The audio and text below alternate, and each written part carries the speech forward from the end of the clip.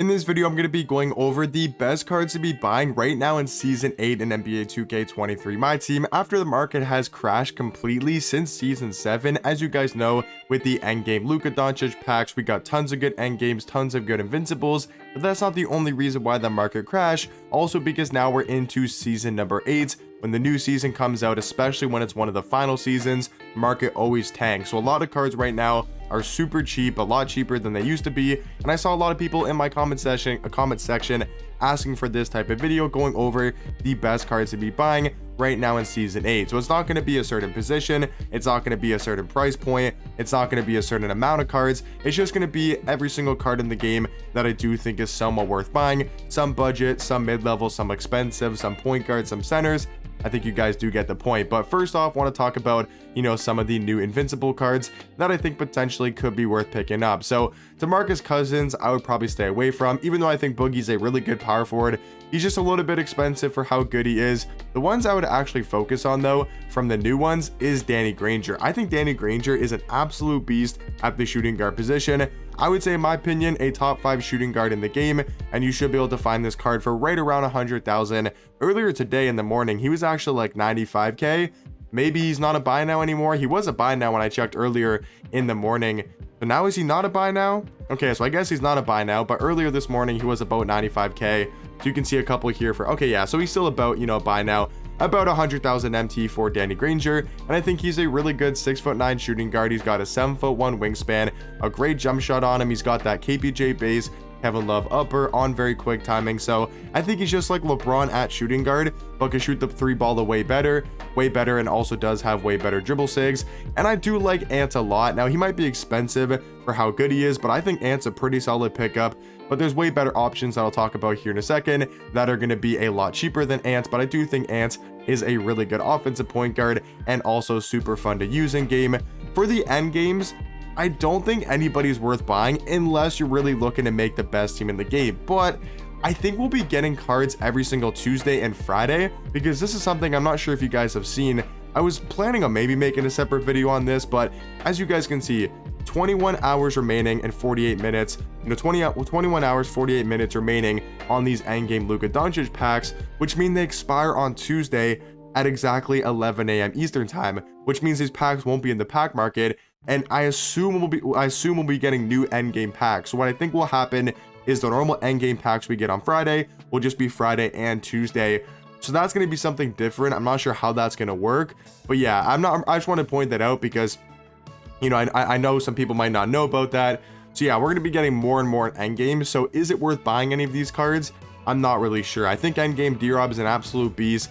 I think Luka's really good. I think PG's really good. If you wanted to buy one of the endgames, I would say D-Rob is the better pickup. He's only around 300,000 MT, and he is a top tier power forward in a card I can see being playable for a lot longer than a Luka Doncic and a Paul George. So I think D-Rob will be my main pickup if you wanted an endgame, in season number 8. Now, none of these cards in this season 8 set are really worth buying. Larry Johnson, Garland, and Antoine Jameson, I'd probably stay away from them. Now, from the next set, Victor Wembanyama went down a decent bit in price, and I think he's still an amazing pickup for whatever he's going for. As long as it's under 100k, he is super good at the power forward position. He's got a great jump shot. He's 7'5", can play power forward, 8-foot wingspan, and one of the best player models in the game. So Victor, a great pickup. I think Amen Thompson, he's a really solid pickup as well. He's gone down even more in price. He's now about 15k, maybe like 12 to 15,000. And even on Friday, like literally on Friday and Saturday, this card was legit 10,000 MT. So once again, just want to preface this, if you guys are looking to buy cards, the best time to do so is always on Friday when the new content drop comes out. So right now is still a great time to buy cards. The market's still fairly low, but just it's even lower on Friday, and you're able to get some of these cards for even cheaper. But Amen Thompson, really good pickup. I think Amen and Victor Wembanyama are the two main pickups if you're looking for cards from the next set. From the Encore set, I would say Mark Eden has to be the main pickup. He's still fairly expensive. Like, he's actually going up in price. He's now up to 60,000 MT, and that's due to the fact that there's still not that many good budget centers or mid-level centers in the game. It's really just Ralph Sampson and Mark Eden.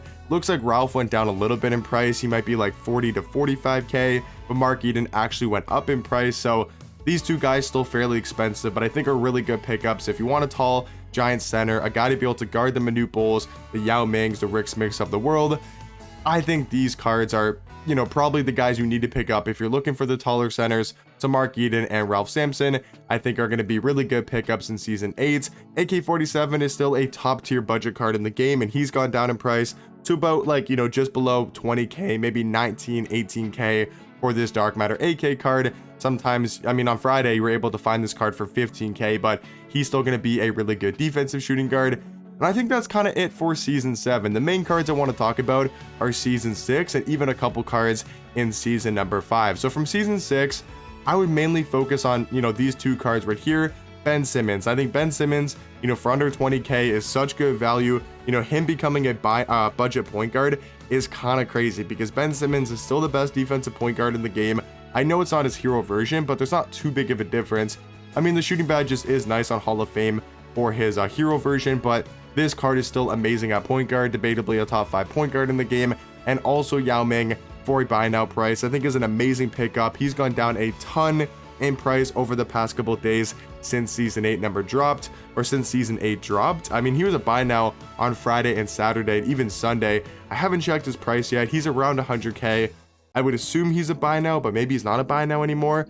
I know he was, so he still is a buy now, just not going to be as many up on the auction house for a buy now price, but you can still get Yao Ming for about 95,000 MT, and still going to be a top tier center. So Yao Ming and Ben Simmons, I would definitely recommend at least looking to pick up and add to your squad. Now from the interdimensional set, I literally think the 3 top tier Dark Matters in this set, or the 3 Dark Matters, are all worth picking up, depending on your squad and what you need. So Tim Thomas, this card for 25k is extremely good value. The fact that he's a budget card now and under 25k is kind of ridiculous. He's still 6'10" at shooting guard, 7'2" wingspan, one of the fastest jump shots in the game, and some of the best dribble sigs. He moves like a quick undersized guard, but he's 6'10" and plays very solid defense. Luka, this card's gone down a ton in price since his endgame dropped. He's now down to like 30,000 MT. So he's a really good offensive point guard, still one of the best offensive PGs in the game. So he's a pickup that I definitely recommend if you're looking for an offensive point guard.